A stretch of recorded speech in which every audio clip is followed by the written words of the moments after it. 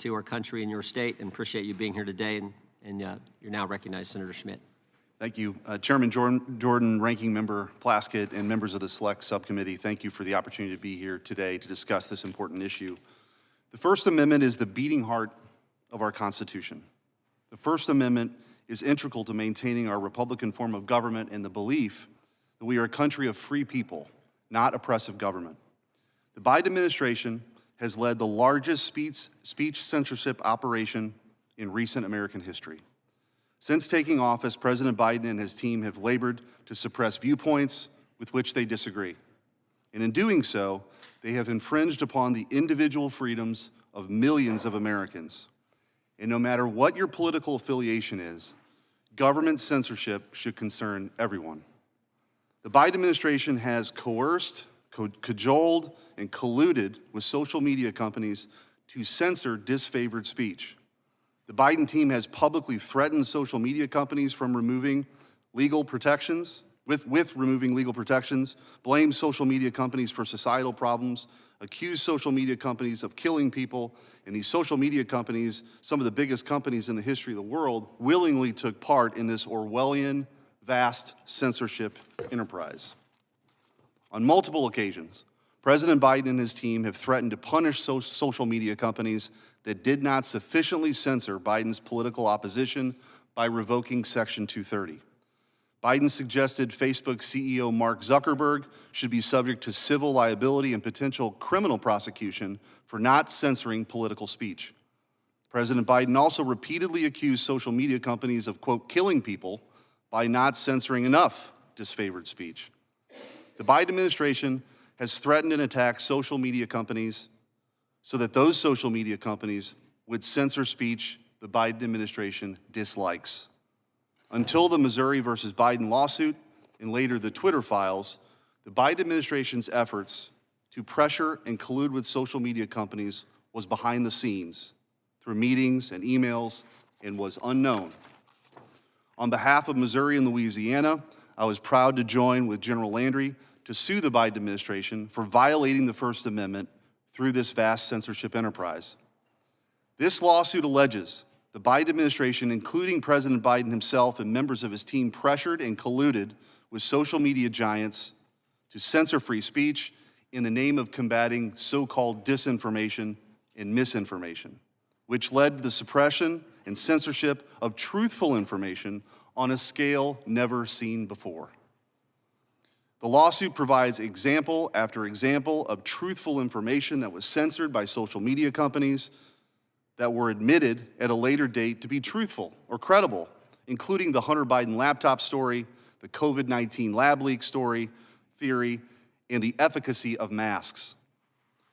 Discovery obtained by Missouri and Louisiana demonstrated the Biden administration's coordination with social media companies and collusion with nonprofits to censor speech was far more pervasive and destructive than ever known. Documents reveal multiple White House officials, from the former press secretary to the digital director, relentlessly pressuring social media companies to remove specific posts or accounts or expand censorship practices.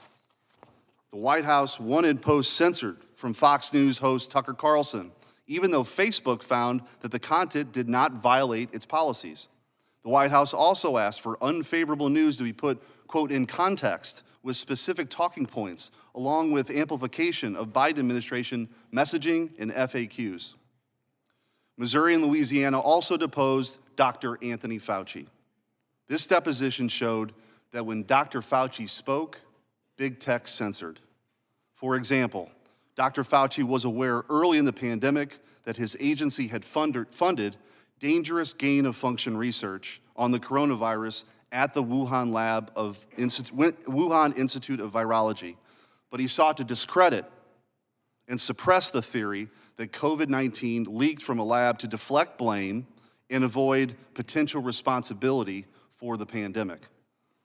In his deposition, Dr. Fauci claimed 174 times that he could not recall, including about critical details related to gain-of-function research and other issues associated with the lab leak theory and the government's response to the pandemic. Because of Dr. Fauci's influence, social media platforms censored the lab leak theory and other COVID-19 viewpoints that Dr. Fauci and his cabal of experts disfavored. Missouri and Louisiana also deposed the FBI agent about the Hunter Biden laptop story. This deposition and relevant documents revealed that the FBI deliberately planted false information about hack and leak operations in advance of the Hunter Biden laptop story coming out in order to deceive social media platforms into censoring the Hunter Biden laptop story. The FBI also flagged social media accounts for censorship on a monthly basis and have an estimated 50% success rate in getting reported disinformation removed or censored. The Missouri versus Biden lawsuit also obtained documents revealing that multiple federal agencies have pressured and colluded with big tech or social media companies to flag and censor large number of accounts and posts, especially related to public health and elections. The federal government has even created public-private partnerships to expand its censorship reach. Without the Missouri versus Biden lawsuit and the subsequent disclosures in the Twitter files, Americans would have never known about the Biden administration's coordination, collusion, and coercion to censor speech. President Biden and his administration may lust for its own ministry of truth, but I, along with millions of Americans, will never stop fighting for the God-given right to speak your mind, freedom of expression, freedom of speech.